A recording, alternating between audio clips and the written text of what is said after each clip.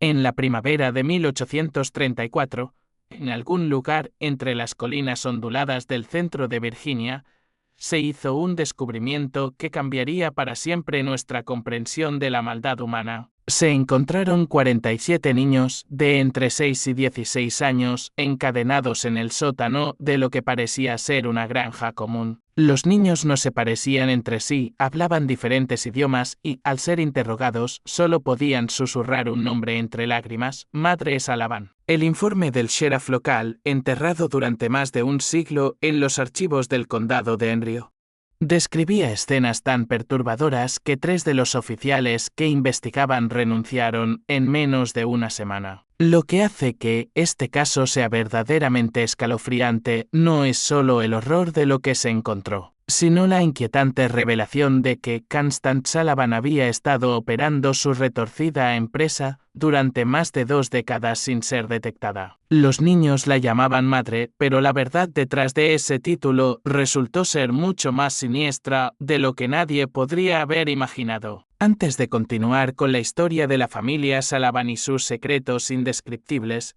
quiero preguntarte algo importante. Este canal no es para todos, solo para las almas más valientes que se atreven a enfrentar los capítulos más oscuros de la historia estadounidense. Si has llegado hasta aquí, no eres como la mayoría. Entiendes que algunas verdades son demasiado horribles para ignorarlas por mucho que nos perturben. Así que presiona ese botón de suscripción y únete a nuestra comunidad de verdaderos buscadores de misterios. Y cuéntame en los comentarios, ¿desde qué estado estás escuchando? ¿Eres lo suficientemente valiente como para escuchar historias como esta desde tu propio vecindario? La pregunta que atormentó a los investigadores entonces y que sigue desconcertando a los historiadores hoy es cómo una operación tan masiva pudo pasar desapercibida durante tanto tiempo en una comunidad rural tan unida. La Virginia de 1834 era una tierra atrapada entre 2 mundos. El antiguo sistema de plantaciones aún dominaba el paisaje social, mientras que susurros de cambio industrial llegaban desde el norte. En este entorno, la pequeña comunidad agrícola de Millbrook, compuesta por unas 50 familias repartidas por las suaves laderas del condado de Henry,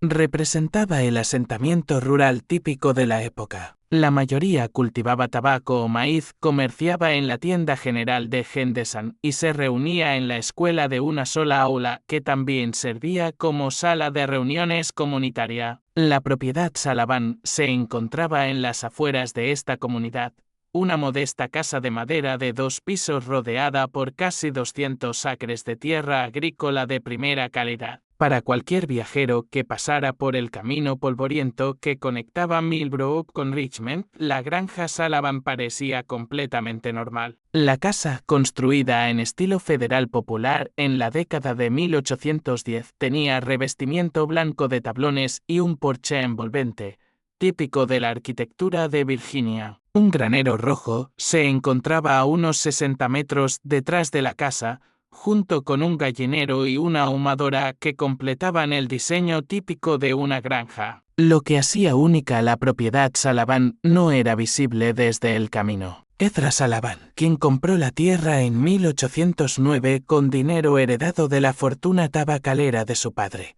dedicó mucho esfuerzo a expandir el sótano de la casa. Mientras que la mayoría de las casas de Virginia de la época tenían simples bodegas, el sótano de los Salavan se extendía mucho más allá de la huella de la casa. Los artesanos locales recordaban haber sido contratados para varios proyectos de excavación durante las décadas de 1810 y 1820. Aunque ninguno vio el trabajo terminado. Ezra pagaba bien y en efectivo, pidiendo solo que los trabajadores se enfocaran en sus secciones asignadas sin preocuparse por el proyecto completo. Constance Salavan, esposa de Ezra, llegó a Millbrook en 1811 como una novia de 22 años. Los vecinos la recordaban como una mujer atractiva, de cabello oscuro y voz inusualmente suave. Se vestía de forma sencilla pero ordenada, asistía a los servicios de la iglesia metodista cuando su salud lo permitía y mantenía una reputación de obras caritativas. Cuando se le pedía contribuir a causas comunitarias, Constance explicaba que ella y Ezra ya estaban cuidando a varios niños huérfanos de su familia en Pensilvania. El arreglo, decía, era temporal, solo hasta que se encontraran hogares permanentes adecuados. Esta explicación satisfacía la curiosidad de la comunidad sobre los ocasionales avistamientos de niños en la propiedad Sullivan. La señora Henderson, de la tienda general, a veces veía una cara joven asomarse desde el carro de los Sullivan cuando Constance venía a comprar provisiones. Los niños nunca hablaban, pero Constance explicaba que eran tímidos, traumatizados por la pérdida de sus padres y necesitaban tiempo para adaptarse a sus nuevas circunstancias. La comunidad, familiarizada con la tragedia de los niños huérfanos en una época de alta mortalidad, aceptaba estas explicaciones sin cuestionarlas. Thomas Henderson, quien dirigía la tienda general, recordaba más tarde que Constance Sullivan era una de sus clientas más confiables. Cada 2 semanas llegaba con una lista detallada y suficiente dinero en efectivo para comprar grandes cantidades de alimentos básicos, harina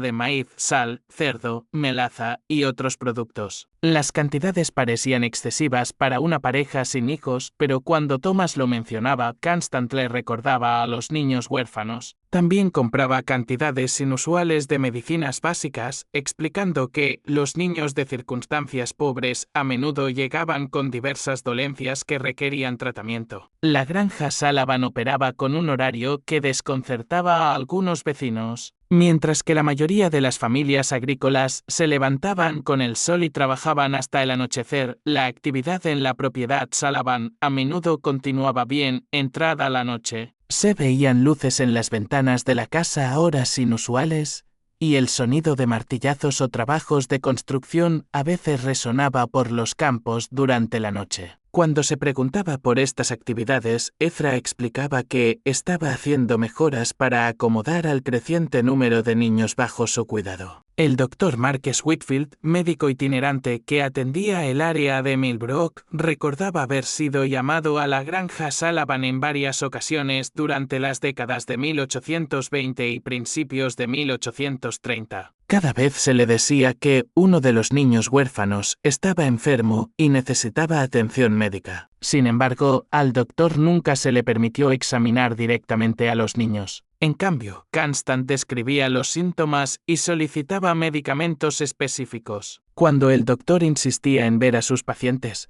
Constance explicaba que los niños tenían demasiado miedo de los extraños.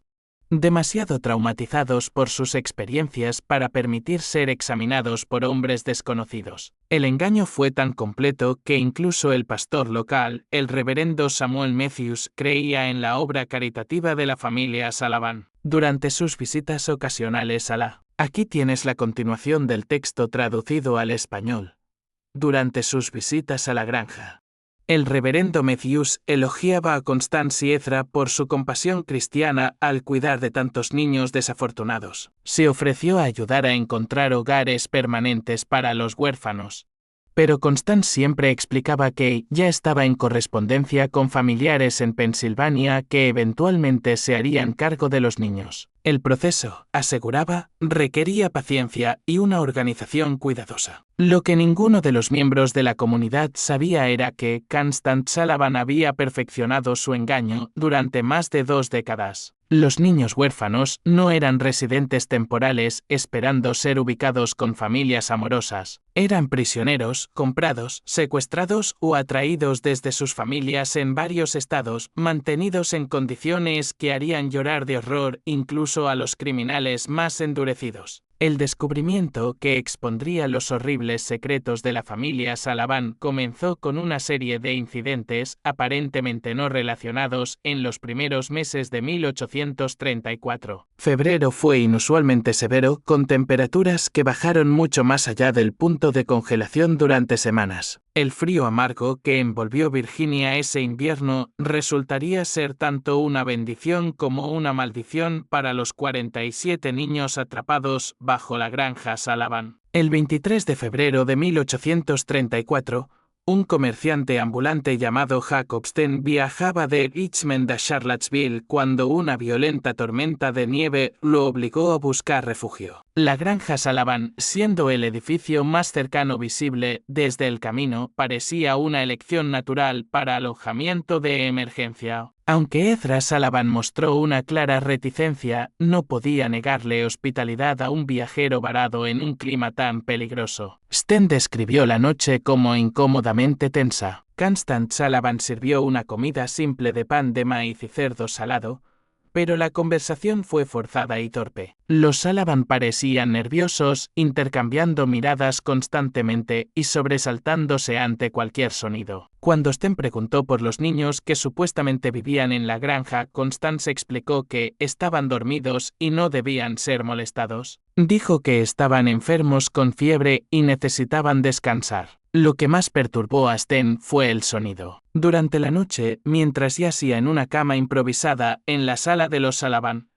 pudo escuchar lo que parecía ser llanto ahogado proveniente de debajo del suelo. Cuando mencionó esto a Ezra por la mañana, Sullivan afirmó que probablemente era solo el viento silbando entre las grietas de los cimientos. Dijo que ese sonido era común en casas antiguas, especialmente durante el clima frío. Sten aceptó la explicación, pero algo en el comportamiento de los Sullivan seguía inquietándolo. El segundo incidente ocurrió 3 semanas después, el 15 de marzo. Mary Catherine Flynn, una joven inmigrante irlandesa que viajaba con su familia en busca de trabajo en los campos de tabaco cerca de Richmond, se separó del grupo durante el cruce de un río. Exhausta y asustada, llegó a la granja Sullivan. Al caer la noche, Constance Sullivan la acogió, ofreciéndole comida y refugio por una noche. Mary Catherine nunca fue vista con vida nuevamente. Cuando su familia reportó su desaparición al sheriff en Richmond, describieron su última ubicación conocida y la dirección en la que se dirigía Mary Catherine. Se organizó un grupo de búsqueda, pero las vastas extensiones del bosque de Virginia hacían casi imposible encontrar a una sola persona desaparecida. La búsqueda se canceló después de una semana y se presumió que Mary Catherine Flynn había muerto por exposición o había sido atacada por animales salvajes. El incidente final que llevaría al descubrimiento ocurrió el 2 de abril de 1834. Un agricultor local llamado William Hutchinson estaba cazando conejos en los bosques que bordeaban la propiedad Sullivan cuando escuchó algo que lo dejó helado. Desde algún lugar cerca de la casa Sullivan provenían gritos de niños. No eran los llantos normales de niños jugando,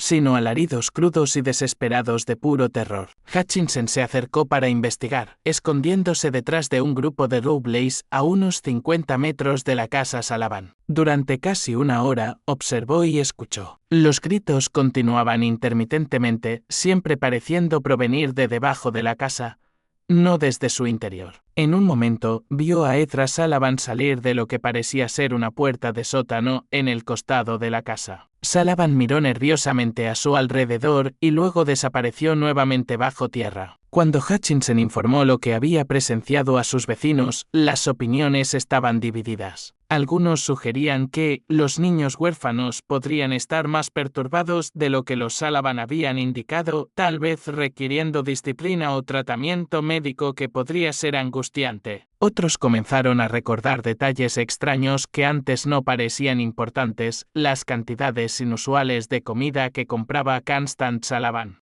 Los sonidos extraños que los vecinos escuchaban ocasionalmente por la noche. El hecho de que ninguno de los supuestos huérfanos había sido visto en el pueblo ni en reuniones comunitarias. El sheriff Benjamin Crawford, un veterano que había servido al condado de Enrio durante más de 15 años, inicialmente desestimó las preocupaciones como chismes vecinales. Sin embargo, cuando William Hutchinson lo abordó directamente y exigió presentar una denuncia formal, Crawford accedió a investigar. La ley requería que siguiera los informes de posible abuso infantil sin importar su opinión personal sobre los denunciantes. En la mañana del 8 de abril de 1834, el sheriff Crawford cabalgó hasta la granja Sullivan acompañado por su ayudante Marques Webb. Llegaron justo después del amanecer, esperando realizar una inspección rutinaria que disipara los rumores comunitarios. Constance Sullivan los recibió en la puerta con una actitud tranquila y acogedora. Invitó a los oficiales a entrar para tomar café y expresó su preocupación por los chismes que circulaban en la comunidad. La conversación comenzó de manera normal. Constance explicó nuevamente sobre los niños huérfanos. Mostró a los oficiales cartas que supuestamente había recibido de familiares en Pensilvania y se ofreció a organizar una reunión con los niños una vez que se recuperaran de su reciente enfermedad. Todo parecía perfectamente razonable hasta que el ayudante Webb pidió usar la letrina. Mientras Webb caminaba alrededor de la casa, notó algo que le heló la sangre. La puerta del sótano que William Hutchinson había visto usar a Ezra Sullivan estaba asegurada con 3 candados separados. Pesadas cadenas envolvían las manijas de la puerta,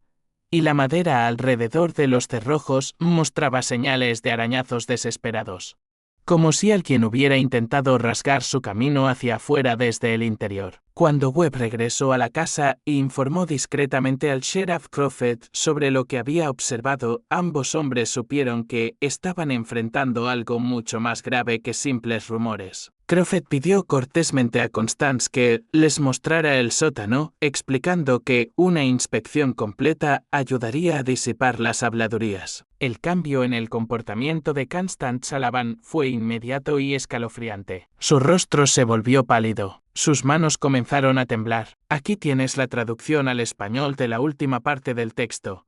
Constance comenzó a balbucear, diciendo que el sótano era peligroso, que los niños no tenían permitido bajar allí, que no había nada que ver excepto equipo agrícola viejo y almacenamiento. Fue entonces cuando lo escucharon. Desde algún lugar bajo sus pies se oyó el sonido de niños llorando, seguido por una voz débil pidiendo ayuda. El sonido estaba amortiguado pero era inconfundible y provenía directamente de debajo de la cocina donde estaban parados. Las consecuencias inmediatas de ese primer descubrimiento perseguirían al sheriff Crawford por el resto de su vida. Cuando él y el ayudante Webb forzaron la puerta del sótano, el hedor que surgió de la oscuridad fue abrumador, una mezcla de desechos humanos, cuerpos sin lavar y algo más que Crawford más tarde describiría como el olor mismo de la desesperación. El sótano que Ezra Sullivan había estado construyendo durante más de 2 décadas era una obra maestra de crueldad calculada. La cámara principal se extendía mucho más allá de la huella de la casa,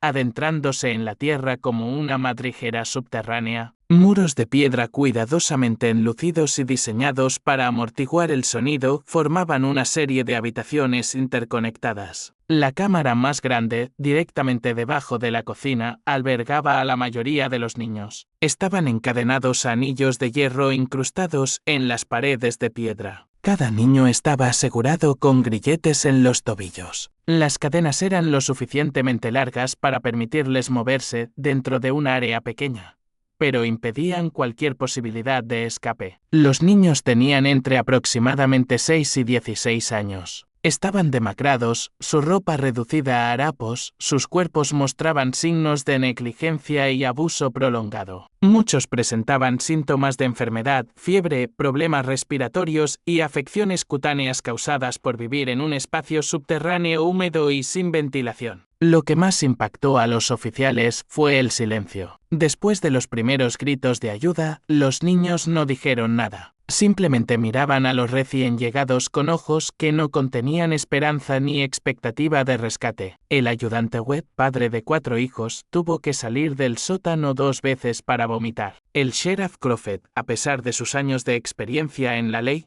no pudo procesar completamente lo que estaba viendo. La naturaleza metódica del encarcelamiento, la evidencia de planificación a largo plazo, el número abrumador de víctimas era más allá de cualquier cosa que hubiera imaginado. En las cámaras más pequeñas, Crawford y Webb encontraron evidencia del sistema de control de los Sullivan. Una habitación contenía cepos y dispositivos de restricción para castigos. Otra parecía ser una zona médica rudimentaria, donde los niños eran tratados por lesiones y enfermedades, no por compasión, sino para mantenerlos vivos y funcionales. Una tercera habitación contenía registros detallados que serían cruciales para la investigación: nombres, edades, fechas de llegada y notas sobre la condición y comportamiento de cada niño. Los registros revelaban el alcance de la Operación Sullivan. Los niños habían estado llegando a la granja regularmente desde 1812, poco después de que Constance Sullivan llegara a Millbrook. Las fuentes eran variadas: algunos eran huérfanos comprados en casas de pobres sobrecargadas, otros eran fugitivos atraídos por promesas de comida y refugio, y otros simplemente habían sido secuestrados de sus familias. Los registros mostraban que, a lo largo de los años, más de 90 niños habían pasado por el sótano de los Sullivan. La pregunta obvia, ¿qué había pasado con los demás?, fue respondida de la manera más horrenda posible. En una cámara separada, a la que se accedía por un estrecho pasadizo que requería arrastrarse, Crawford y Webb encontraron los restos de al menos 36 niños. Algunos parecían haber muerto por enfermedad o desnutrición. Otros mostraban signos de violencia. Todos habían sido enterrados en fosas poco profundas bajo el suelo del sótano, sus cuerpos cubiertos con cal para controlar el olor y la descomposición. La investigación que siguió al descubrimiento inicial continuaría durante meses. Mientras las autoridades luchaban por entender cómo una empresa criminal tan masiva había operado sin ser detectada durante más de 2 décadas, la respuesta residía en el genio de Constance Sullivan para el engaño y su comprensión de la psicología humana. Había creado una personalidad casi perfectamente diseñada para evitar sospechas en una comunidad rural de la década de 1830. El personaje de la mujer caritativa que cuidaba de niños huérfanos apelaba a los valores cristianos de la comunidad, mientras explicaba cualquier aspecto inusual del hogar Sullivan. La historia de niños traumatizados que tenían miedo de interactuar con extraños servía como excusa para que nunca se los viera en público. La afirmación de que se estaban organizando hogares permanentes con familiares lejanos explicaba por qué los niños nunca parecían abandonar la granja. Aún más astutamente, Constance había creado múltiples capas de protección para su operación. Se enseñaba a los niños a llamar la madre, asegurando que, si alguien los escuchaba, parecería una relación familiar natural. Las pocas veces que los niños eran vistos por extraños, habían sido cuidadosamente entrenados para permanecer en silencio y parecer tímidos en lugar de aterrados. Las compras sustanciales de alimentos se explicaban por la presencia de múltiples niños, mientras que los suministros médicos se justificaban por la supuesta mala salud de los huérfanos. La configuración física de la operación también estaba cuidadosamente planeada. La construcción del sótano se había realizado durante muchos años con diferentes trabajadores encargados de distintas partes del proyecto. Ningún artesano había visto el diseño completo ni comprendido el verdadero propósito de las modificaciones. El aislamiento acústico era lo suficientemente eficaz como para que incluso los vecinos cercanos rara vez escucharan algo sospechoso. Y cuando lo hacían, los sonidos podían explicarse como actividades agrícolas normales o el ruido habitual de niños jugando. Quizás lo más perturbador era el sistema de control psicológico que Constance había desarrollado. A los niños se les decía que habían sido abandonados por sus familias, que nadie los estaba buscando y que el mundo exterior era peligroso y hostil. Aquellos que se comportaban adecuadamente recibían comida y condiciones de vida ligeramente mejores. Los que causaban problemas eran castigados de forma ejemplar para los demás. Con el tiempo, la mayoría de los niños aceptaban su cautiverio como simplemente la forma en que sus vidas estaban destinadas a ser. La reacción de la comunidad al descubrimiento fue de shock total e incredulidad. Muchos residentes inicialmente se negaban a creer que Constance Sullivan,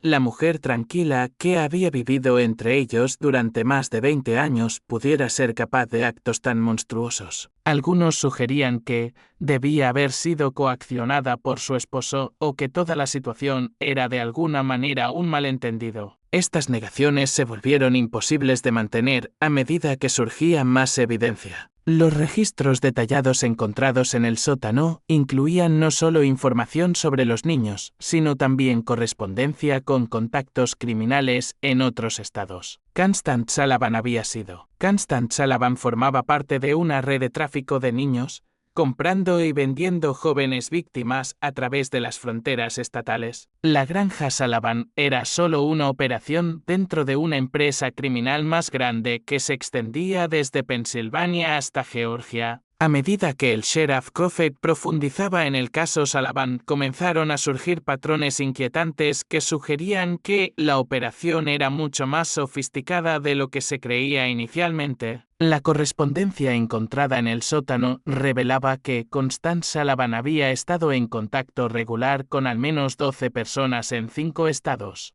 todas aparentemente involucradas en actividades similares. Las cartas, escritas en un código simple que eventualmente fue descifrado, hablaban de entregas de mercancía y control de calidad en un lenguaje que claramente se refería al tráfico de personas. Una carta, fechada apenas 3 meses antes del descubrimiento, provenía de alguien identificado solo como Morrison, en Filadelfia. Morrison escribía que tenía 6 nuevos artículos de diferentes edades y condiciones que serían adecuados para los requerimientos de Constance. La carta incluía descripciones detalladas de los niños, sus edades aproximadas y condiciones físicas. Lo más perturbador era que también incluía notas sobre sus temperamentos, cuáles eran obedientes y cuáles requerían entrenamiento adicional. Los registros financieros pintaban un panorama aún más aterrador. Constant Salavan había estado pagando entre $50 y $200 por niño, dependiendo de la edad y condición. También recibía pagos desde otras ubicaciones, lo que sugería que la granja Salavan servía tanto como destino como punto de distribución para niños traficados. El monto total involucrado era asombroso para la época, más de $8,000 en transacciones durante 2 décadas, equivalente a cientos de miles de dólares en moneda actual. El Dr. Marcus Whitfield, el médico itinerante que había sido llamado a la granja Salavan en varias ocasiones, se convirtió en testigo clave a medida que la investigación se expandía. Bajo interrogatorio, reveló que Constant Salavan siempre había sido inusualmente específica sobre los medicamentos que solicitaba. Tenía un conocimiento detallado sobre el tratamiento de la desnutrición, infecciones respiratorias y otras condiciones comunes en niños severamente descuidados. También pedía sedantes y otros fármacos que podían usarse para controlar prisioneros difíciles. El testimonio del doctor llevó a otra escalofriante revelación. Constant Salavan había estado estudiando sistemáticamente cómo mantener con vida a grandes cantidades de niños bajo condiciones extremas de privación. Los suministros médicos que compraba, las preguntas que hacía, incluso el diseño del sótano. Todo estaba pensado para maximizar la tasa de supervivencia de sus prisioneros mientras minimizaba los recursos necesarios para mantenerlos. El empresario local Thomas Henderson proporcionó piezas adicionales del rompecabezas. Una revisión de sus registros de ventas mostró que Constant Salavan había estado comprando cantidades crecientes de suministros básicos a lo largo de los años. Lo que parecía ser el crecimiento de un hogar caritativo era en realidad evidencia de una operación criminal en expansión. Henderson también recordaba solicitudes específicas de artículos que en su momento parecían inusuales, mantas extra, grandes cantidades de ropa infantil y compras al por mayor de medicamentos simples. La investigación también reveló el papel de Ezra Salavan en la operación. Aunque Constance parecía ser la mente maestra, Ezra era responsable del mantenimiento físico de la prisión y del manejo de los niños. Varios de los sobrevivientes, cuando finalmente pudieron hablar, lo describieron como el verdugo, el encargado de aplicar castigos y mantener la disciplina. Su trabajo de construcción en el sótano no había sido solo expansión, sino refinamiento constante de un sistema diseñado para mantener seres humanos en cautiverio. La revelación más perturbadora surgió del análisis de los registros de niños que habían desaparecido de la granja Salavan a lo largo de los años. Los libros mostraban que algunos niños habían sido transferidos a otras ubicaciones, lo que sugería una red de compradores y vendedores en varios estados. Otros estaban marcados como no aptos o problemáticos, entradas que correspondían con los restos encontrados en la cámara de entierros del sótano. El alcance de la investigación se expandió a medida que las autoridades de otros estados comenzaron a examinar sus propios casos de desapariciones no resueltas. Informes de niños desaparecidos en Pensilvania, Maryland, Carolina del Norte y Carolina del Sur mostraban similitudes inquietantes. Muchos de los niños desaparecidos coincidían con el perfil de los encontrados en la granja Sullivan: pobres, huérfanos o provenientes de familias que probablemente no tenían recursos para buscarlos extensamente. Se convocaron alguaciles federales para coordinar la investigación multiestatal. Esto fue sin precedentes para la época, ya que la mayoría de la aplicación de la ley era estrictamente local. El caso Sullivan representó una de las primeras grandes investigaciones criminales que cruzó fronteras estatales y involucró a autoridades federales. Las implicaciones legales eran complicadas, ya que muchos de los crímenes habían ocurrido en diferentes jurisdicciones bajo diferentes leyes. Con el paso de las semanas, más sobrevivientes comenzaron a contar sus historias. Los relatos eran sorprendentemente consistentes, describiendo años de encarcelamiento, abuso sistemático y manipulación psicológica. Los niños describían cómo los recién llegados eran quebrados, sometidos a aislamiento, castigos y indoctrinación hasta que aceptaban su destino. Hablaban de una jerarquía compleja entre los prisioneros, con niños mayores que recibían privilegios menores a cambio de ayudar a controlar a los más pequeños. Los sobrevivientes también revelaron el alcance de la manipulación psicológica de Constance Sullivan. Había convencido a muchos de los niños de que no valían nada, que sus familias los habían vendido o abandonado y que merecían el trato que recibían. Algunos de los niños mayores que habían estado encarcelados durante años inicialmente resistieron los esfuerzos de rescate porque habían sido condicionados a creer que el mundo exterior era aún más peligroso que su cautiverio. La investigación descubrió evidencia de los métodos de Sullivan para adquirir víctimas. Había desarrollado relaciones con funcionarios corruptos en casas de pobres y orfanatos que le proporcionaban niños a cambio de pagos. También había cultivado contactos entre elementos criminales en ciudades importantes, quienes podían identificar niños vulnerables, fugitivos, huérfanos callejeros y otros que no serían extrañados de inmediato. Quizás lo más escalofriante fue que los registros mostraban que la operación Sullivan había estado expandiéndose en años recientes. El número de niños retenidos había aumentado, y en la correspondencia se hablaba de establecer instalaciones similares en otras ubicaciones. Aquí tienes la traducción al español de esta última parte.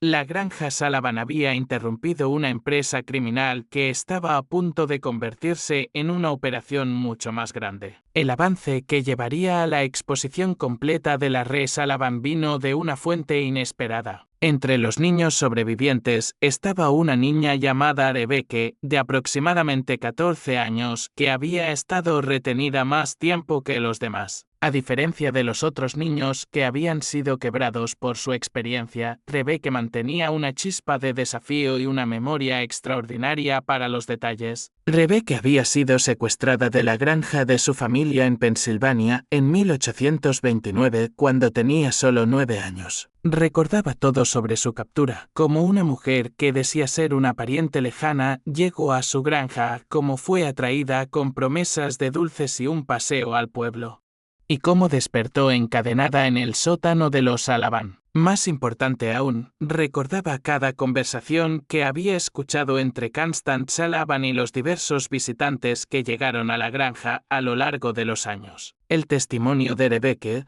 reveló que la operación Sullivan era solo una parte de una red mucho más grande. Había escuchado a Constance hablar de otras granjas, otros lugares donde se retenía a niños. Recordaba nombres, fechas y detalles sobre envíos de niños entre diferentes instalaciones. Su información proporcionó a las autoridades el primer panorama completo del alcance de la empresa criminal. La revelación más significativa llegó cuando Rebecca describió una visita que ocurrió apenas 2 semanas antes del descubrimiento. Un hombre bien vestido llegó a la granja en un carruaje costoso, acompañado por otros 2 hombres. Rebecca fue seleccionada junto con otros 3 niños para ser inspeccionados por los visitantes. El hombre los examinó cuidadosamente, revisando sus dientes, tono muscular y salud general como un comprador evaluando ganado. Finalmente decidió no comprar a ninguno, quejándose de que estaban demasiado dañados para sus propósitos. Sin embargo, dejó una carta con especificaciones detalladas sobre el tipo de niños que deseaba adquirir. La carta, encontrada entre los papeles de Constance Sullivan, describía requisitos específicos de edad, características físicas y temperamentos. El lenguaje era frío y comercial, tratando a los seres humanos como mercancía para comprar y vender. La carta estaba firmada por Rach Blackwood y incluía una dirección de retorno en Charleston,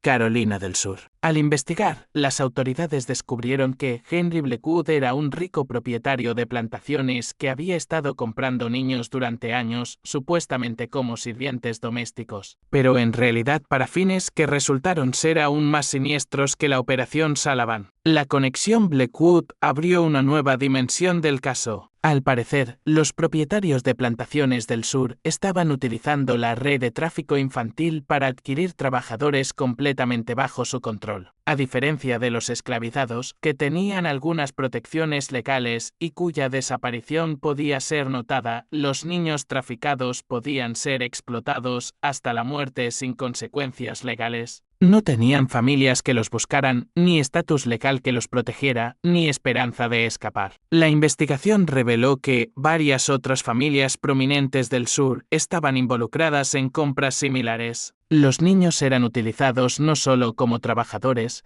sino como sujetos de experimentos médicos, blancos de entretenimiento violento, y para fines tan perturbadores que los investigadores decidieron no documentarlos completamente en sus informes oficiales. A medida que se aclaraba el alcance de la red criminal, la investigación enfrentaba creciente resistencia de intereses poderosos. Varias de las familias involucradas en la compra de niños tenían conexiones políticas importantes y recursos sustanciales para protegerse. Comenzaron a llegar amenazas contra los investigadores, testigos e incluso los niños sobrevivientes. El sheriff Crawford recibió cartas anónimas advirtiéndole que abandonara la investigación. El ayudante Webb fue atacado por desconocidos mientras caminaba a casa. El Dr. Whitfield vio cómo su práctica médica era boicoteada por varios pacientes prominentes. La presión claramente tenía como objetivo intimidar a las autoridades y evitar que se revelara toda la red. La situación se volvió aún más peligrosa cuando uno de los niños sobrevivientes, un niño llamado Timothy, que estaba proporcionando testimonio Cruz, desapareció del refugio temporal donde estaba alojado. Se organizó una búsqueda, pero Timothy nunca fue encontrado. El mensaje era claro: quienes cooperaran con la investigación enfrentarían graves consecuencias. A pesar de la intimidación, la investigación continuó. Los alguaciles federales proporcionaron seguridad adicional para los testigos clave y los investigadores. Los niños sobrevivientes fueron trasladados a ubicaciones más seguras y se colocaron guardias armados en la granja Sullivan para proteger las pruebas físicas. El caso se había convertido en una prueba del sistema legal estadounidense, enfrentado a crímenes cometidos por perpetradores ricos y poderosos. La presión alcanzó su punto máximo cuando Constance Sullivan fue encontrada muerta en su celda. La causa oficial fue suicidio, pero las circunstancias eran sospechosas. Sullivan estaba programada para testificar sobre el alcance total de la red criminal, incluyendo los nombres de todos sus contactos y clientes. Su muerte eliminó a la testigo más importante de la investigación. La misteriosa muerte de Constance Sullivan sacudió al equipo de investigación. Si los intereses poderosos estaban dispuestos a eliminar testigos clave, nadie involucrado en el caso estaba a salvo. La investigación había descubierto una empresa criminal tan vasta y tan bien conectada que representaba una amenaza para algunas de las familias más prominentes de la sociedad estadounidense. Justo cuando parecía que la investigación podría ser descarrilada por la intimidación y la violencia, un desarrollo inesperado lo cambió todo. Un ex empleado de Henry Blackwood, motivado por la culpa de lo que había presenciado, se presentó con pruebas que revelarían todo. El empleado, un hombre llamado Samuel Pies, había trabajado como capataz en la plantación Blackwood y tenía conocimiento detallado de los niños que habían sido comprados a través de la red Salavan. Pies trajo consigo documentos que probaban la conexión entre la operación Salavan y los compradores del sur. Más importante aún, había presenciado el destino de muchos de los niños vendidos a los propietarios de plantaciones. Su testimonio proporcionaría las piezas finales del rompecabezas y expondría. Aquí tienes la traducción al español de esta última parte. El testimonio de Samuel Pies ante el gran jurado federal en Richmond pasaría a la historia como uno de los relatos más perturbadores en la historia legal de Estados Unidos. Pies, un hombre de unos 40 años con manos curtidas y mirada atormentada, había trabajado para Henry Blackwood durante más de una década. Lo que había visto en la plantación Blackwood y lo que reveló sobre el destino de los niños de la red Salavan conmocionó incluso a los investigadores más experimentados, quienes pensaban que ya comprendían el alcance de la empresa criminal. Pies describió cómo la plantación Blackwood operaba dos sistemas separados. La plantación principal utilizaba trabajo esclavo para la producción de algodón bajo el modelo económico típico aunque bruto del sur. Sin embargo, Blackwood también había establecido lo que Pies llamó los cuartos experimentales. Una instalación separada, donde se retenía a los niños traficados para fines que no tenían nada que ver con la agricultura. Los niños comprados a través de la red Salavan eran utilizados como sujetos de experimentos médicos que Blackwood realizaba junto con varios asociados, incluidos 2 médicos del Colegio Médico de Charleston. Los experimentos estaban diseñados para probar los límites de la resistencia humana, estudiar los efectos de diversas drogas y tratamientos, y satisfacer la curiosidad científica de hombres que veían a los niños como animales de laboratorio, no como seres humanos. El testimonio más condenatorio de Pies se refería a los registros detallados que Blackwood mantenía sobre estos experimentos. El propietario de la plantación documentaba todo, las reacciones de los niños a diferentes tratamientos, sus tasas de supervivencia bajo diversas condiciones, y la progresión de enfermedades que eran deliberadamente introducidas para estudiar sus efectos. Los registros mostraban que Blackwood y sus asociados estaban llevando a cabo tortura sistemática disfrazada de investigación médica. El testimonio reveló que al menos 37 niños de la red Salavan habían sido vendidos a Blackwood a lo largo de los años. De ellos, solo 4 sobrevivieron lo suficiente como para ser transferidos a otros compradores. El resto murió como resultado de los experimentos,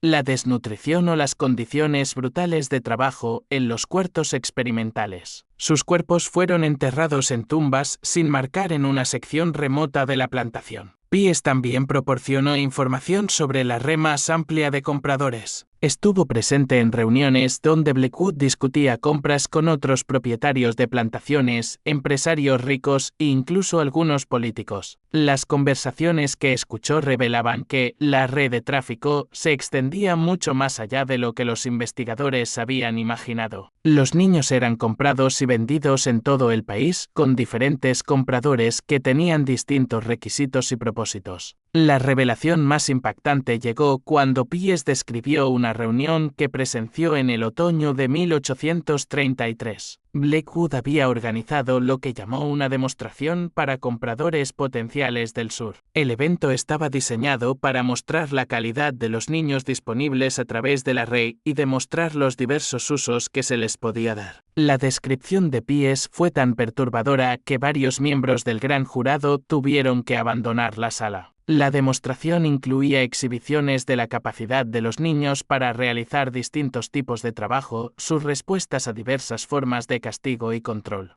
y su idoneidad para distintos tipos de explotación. Se animaba a los compradores a examinar a los niños, probar sus reacciones y hacer pedidos específicos. Todo el evento se llevó a cabo con la atmósfera comercial y casual de una subasta de ganado. El testimonio de Pies también reveló el alcance financiero de la red. Los precios pagados por los niños variaban drásticamente según su edad, condición física y uso previsto. Los niños más pequeños, que podían ser controlados y condicionados más fácilmente, tenían precios más altos. Aquellos con características físicas o habilidades específicas se vendían a tarifas premium. El monto total de dinero involucrado en la red se estimaba en cientos de miles de dólares, una fortuna para la época. El equipo de investigación utilizó la información de PIES para coordinar redadas en múltiples ubicaciones en el sur. Alguaciles federales, trabajando con autoridades locales, atacaron simultáneamente plantaciones, almacenes y otras instalaciones donde se retenía a niños traficados. Las redadas se realizaron en secreto para evitar la destrucción de pruebas y la fuga de los perpetradores clave. Los resultados fueron asombrosos. Más de 100 niños adicionales fueron rescatados de diversas ubicaciones. Se incautaron pruebas físicas que documentaban el alcance total de la red de tráfico, incluidos registros financieros, correspondencia y registros detallados de compras y ventas. Varios individuos prominentes fueron arrestados, incluidos Henry Blackwood, 2 médicos del Colegio Médico de Charleston y un legislador estatal de Georgia, quien había sido uno de los mejores clientes de la red. Las pruebas incautadas durante las redadas pintaban un cuadro de maldad sistemática que conmocionó a la nación. La red de tráfico había estado operando durante más de 30 años, involucrando a docenas de compradores y vendedores importantes, y había victimizado a cientos de niños. El nivel de organización y sofisticación era sin precedentes para cualquier empresa criminal de la época. Los experimentos médicos realizados por Blackwood y sus asociados estaban documentados con detalles horrendos. Los registros mostraban que los experimentadores habían infectado deliberadamente a los niños con enfermedades, probado venenos y toxinas, y realizado procedimientos quirúrgicos sin anestesia ni formación médica adecuada. Los niños eran tratados como sujetos de investigación desechables, sus vidas valoradas solo por el conocimiento científico que se podía extraer de su sufrimiento. La investigación también reveló la corrupción que había hecho posible la red. Funcionarios de orfanatos, casas de pobres y gobiernos locales habían sido sobornados para proporcionar niños o ignorar sus desapariciones. Jueces habían sido pagados para declarar niños como abandonados o aprobar adopciones que en realidad eran ventas. Incluso algunos agentes de la ley estaban involucrados en encubrir pruebas e intimidar testigos. Los procedimientos legales que siguieron se prolongarían durante años. Mientras los fiscales luchaban por hacer justicia a las víctimas de crímenes que habían ocurrido en múltiples estados y jurisdicciones, la complejidad del caso, combinada con la riqueza y conexiones políticas de muchos de los acusados, hacía que la acusación fuera extremadamente difícil. Varios acusados clave evadieron la condena por cuestiones técnicas o por la influencia de aliados poderosos. Sin embargo, la exposición pública de la red de tráfico tuvo efectos profundos que se extendieron mucho más allá de los procedimientos legales. El caso Sullivan se convirtió en un catalizador para la primera legislación federal que abordó el tráfico y abuso infantil. Condujo a reformas en la supervisión de orfanatos y casas de pobres, y al establecimiento de nuevas protecciones legales para niños vulnerables. La resolución final del caso Sullivan tardaría casi 5 años en completarse, pero su impacto en la sociedad estadounidense fue inmediato y profundo. La reacción pública ante las revelaciones fue una mezcla de horrorizada fascinación y una determinación firme de evitar que tales atrocidades volvieran a ocurrir. Los periódicos de todo el país cubrieron la historia con un detalle sin precedentes, y muchas publicaciones dedicaron ediciones completas a los hallazgos de la investigación. Los niños sobrevivientes enfrentaron un largo y difícil camino hacia la recuperación. La mayoría había estado retenida durante años y no tenía recuerdos de la vida antes del cautiverio. Los 47 niños rescatados del sótano Sullivan requirieron tratamiento médico extenso, atención psicológica y trabajo paciente para ayudarlos a reajustarse a la interacción humana normal. Muchos nunca se recuperaron completamente, llevando cicatrices físicas y emocionales por el resto de sus vidas. Rebecca, la niña de 14 años, cuyo testimonio fue crucial para exponer la red más amplia, se convirtió en una especie de celebridad a medida que se difundía la noticia de su valentía. Sin embargo, la atención resultó abrumadora para alguien que había soportado tanto trauma. Finalmente fue colocada con una familia cuáquera en Pensilvania, que le proporcionó el entorno tranquilo y de apoyo que necesitaba para sanar. Rebecca vivió hasta los 73 años, se casó y formó una familia propia, pero nunca volvió a hablar públicamente sobre sus experiencias después del juicio. Los procedimientos legales revelaron el alcance total de la corrupción que había permitido la red de tráfico. Ezra Salavan, capturado durante la redada inicial, fue condenado por múltiples cargos de secuestro, encarcelamiento y asesinato. Fue ejecutado por ahorcamiento en Richmond el 15 de noviembre de 1836, ante una multitud de más de 3.000 personas. Sus últimas palabras, según testigos, fueron una confesión de haber seguido el camino del diablo y una súplica de perdón a los niños que ayudó a torturar. El juicio de Henry Blackwood se convirtió en una sensación nacional, exponiendo el lado más oscuro de la sociedad de las plantaciones del sur. Los registros médicos incautados en su plantación proporcionaron evidencia de tortura y asesinatos sistemáticos que conmocionaron incluso a los observadores más endurecidos. Blackwood fue condenado por múltiples asesinatos y sentenciado a muerte, pero su ejecución fue retrasada durante años por apelaciones y maniobras políticas. Finalmente murió en prisión en 1841, supuestamente de un ataque al corazón, aunque algunos sospechaban que había sido envenenado por asociados que temían que revelara más secretos. Los 2 médicos del Colegio Médico de Charleston que participaron en los experimentos fueron expulsados de la profesión médica y condenados a largas penas de prisión. Sus casos llevaron a nuevas regulaciones sobre la investigación médica y el tratamiento de sujetos humanos. El propio Colegio Médico enfrentó un escándalo que casi provocó su cierre,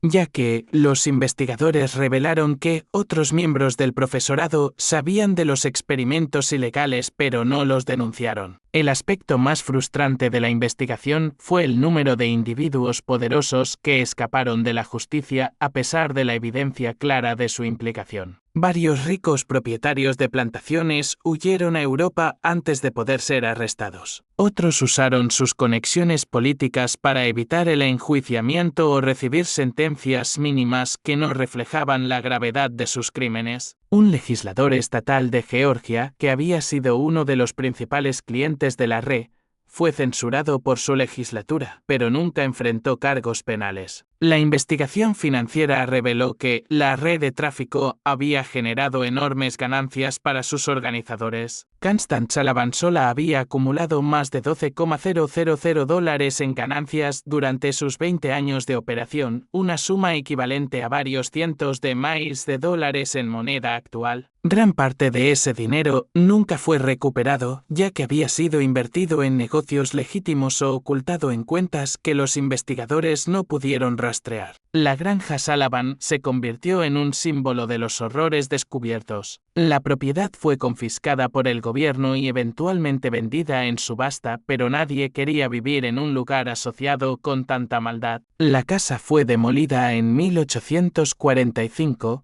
y el sótano fue rellenado con concreto y sellado permanentemente. Se estableció un pequeño cementerio en el sitio para conmemorar a los niños que murieron allí, aunque la mayoría de sus nombres nunca se conocieron. El caso condujo a reformas significativas en la protección infantil. Virginia aprobó las primeras leyes integrales de protección infantil en la historia de Estados Unidos, estableciendo supervisión gubernamental de orfanatos y exigiendo verificaciones de antecedentes para cualquier persona que buscara adoptar o cuidar a un gran número de niños. Otros estados rápidamente siguieron con legislación similar, creando la base para los sistemas modernos de bienestar infantil. El gobierno federal también respondió con nuevas leyes que abordaban los crímenes interestatales y el tráfico humano. El caso Sullivan demostró las limitaciones de la aplicación de la ley estatal cuando se trataba de crímenes que cruzaban fronteras jurisdiccionales. Las nuevas leyes federales otorgaron a los alguaciles autoridad ampliada para investigar y procesar casos de tráfico, estableciendo precedentes cruciales para el desarrollo posterior de la justicia penal. Quizás lo más importante, el caso cambió la conciencia pública sobre la vulnerabilidad de los niños y la necesidad de protección sistemática. La idea romántica del individuo caritativo que cuidaba de huérfanos fue reemplazada por una comprensión más realista de la necesidad de supervisión institucional y salvaguardas legales. La frase "otro caso" Sullivan entró en el uso común como una advertencia sobre el potencial de abuso en situaciones que involucran a niños vulnerables. El Dr. Marques Whitfield, el médico que sin saberlo había facilitado la operación Sullivan mediante sus consultas médicas, dedicó el resto de su carrera al bienestar infantil. Estableció clínicas gratuitas específicamente para niños huérfanos y abandonados, y se convirtió en defensor de reformas médicas que evitarían que los médicos fueran manipulados por criminales. Sus escritos posteriores sobre ética médica estuvieron profundamente influenciados por su experiencia con el caso Sullivan. El sheriff Benjamin Crawford, quien lideró la investigación inicial, fue ascendido a alguacil federal y pasó el resto de su carrera persiguiendo casos similares. Se convirtió en uno de los primeros agentes de la ley especializados en crímenes contra niños, desarrollando técnicas y procedimientos de investigación que se usarían durante décadas. Aquí tienes la traducción al español de la última parte.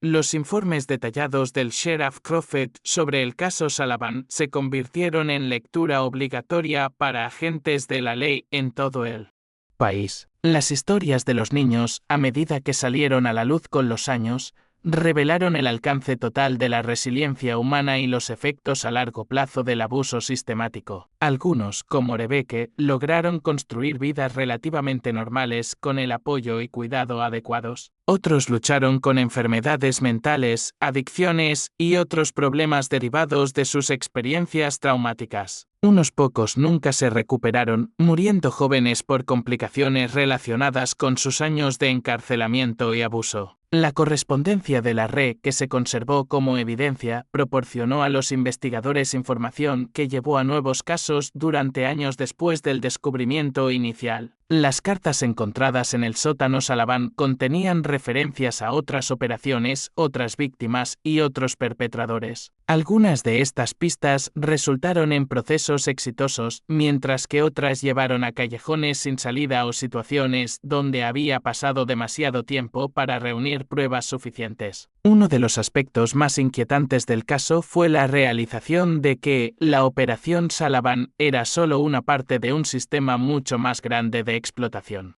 que había existido en gran medida sin ser detectado durante décadas. La investigación reveló que redes similares habían operado en otras partes del país, que los niños habían sido comprados y vendidos como mercancía a lo largo de la historia estadounidense, y que los sistemas legales y sociales habían sido inadecuados para proteger a los miembros más vulnerables de la sociedad. El caso también destacó el papel de la responsabilidad comunitaria en la prevención de tales atrocidades. Los residentes de Millbrook, que vivieron durante 20 años junto a uno de los escenarios de crimen más horrendos en la historia de Estados Unidos, lucharon con la culpa y la autoevaluación. ¿Cómo no vieron lo que estaba ocurriendo? ¿Qué señales pasaron por alto o ignoraron? ¿Podrían haber prevenido el sufrimiento si hubieran sido más vigilantes o desconfiados? Estas preguntas llevaron a discusiones más amplias sobre la obligación de las comunidades de proteger a sus miembros más vulnerables. El caso Sullivan se convirtió en una advertencia sobre los peligros de aceptar explicaciones sin investigar,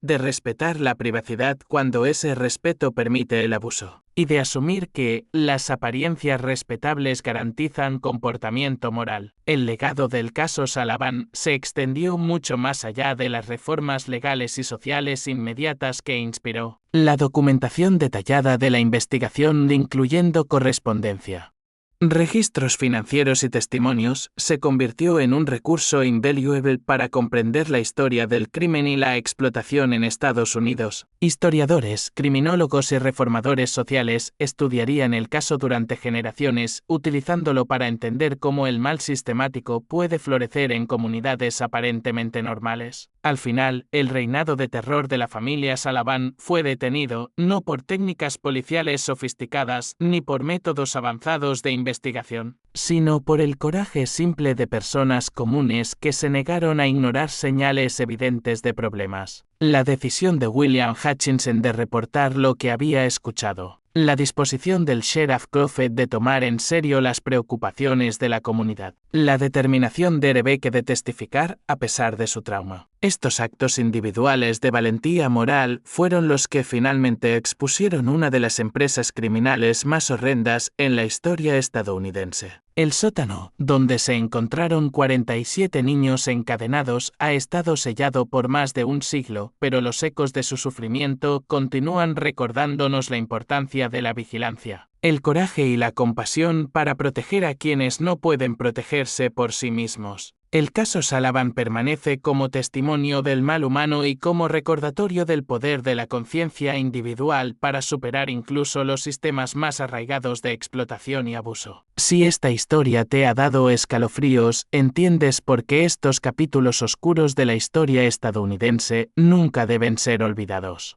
Justo cuando pensábamos que lo habíamos visto todo, el horror en lugares como la granja Sullivan intensifica nuestra comprensión de cómo el mal puede esconderse tras fachadas respetables. Si esta historia te ha estremecido, compártela con un amigo que ame los misterios oscuros, dale like para apoyar nuestro contenido y no olvides suscribirte para no perderte historias como esta. Descubramos juntos que otros secretos están enterrados en el pasado de Estados Unidos. Este misterio nos muestra que el mal a menudo usa la máscara de la respetabilidad y que los crímenes más horrendos pueden ser cometidos por quienes parecen más normales ante sus comunidades. ¿Qué opinas de esta historia? ¿Crees que todo fue revelado o que aún hay secretos enterrados en las colinas de Virginia? Déjanos tu comentario abajo. Si disfrutaste este relato y quieres más historias de horror como esta, suscríbete, activa la campanita de notificaciones y compártelo con alguien que ame los misterios. La oscuridad de la historia estadounidense aún tiene muchos secretos por revelar y estaremos aquí para descubrirlos todos. Nos vemos en el próximo video.